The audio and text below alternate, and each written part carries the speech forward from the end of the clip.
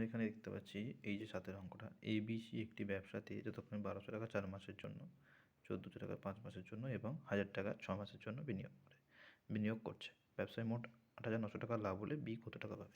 এখানে অঙ্কটা আমি করে দেখিয়েছি দেখো। তাহলে A 1200 টাকা 4 মাসের জন্য হলে বিনিয়োগ হলে তাহলে মোট কত টাকা বিনিয়োগ হবে? 48 টাকা। B 1400 টাকা 5 মাসের জন্য বিনিয়োগ করা হলে 7,000 টাকা হবে। C 1000 টাকা 6 মাসের জন্য বিনিয়োগ করলে 6,000 টাকা বিনিয়োগ করবে। তাহলে এদের অনুপাতটা হবে 48 অনুপাত 70 অনুপাত 60।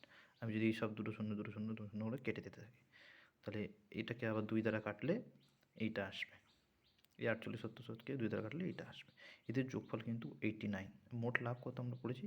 8,900 টাকা। তাহলে 8,900কে 89 দ্বারা ভাগ করলে, মানে এদের অনুপাতগুলো দ্বারা ভাগ করলে হবে 100 করে, 100 হবে। অতএব এদের প্রত্যেকের সাথে 100 করে গুণ আছে। তাহলে আমরা বলতেই পারি বি পাবে 100 × 35 = 3500 টাকা। এখানে উত্তরটাও দেওয়া আছে, দেখে নাও, এই এরটা 3500 টাকা।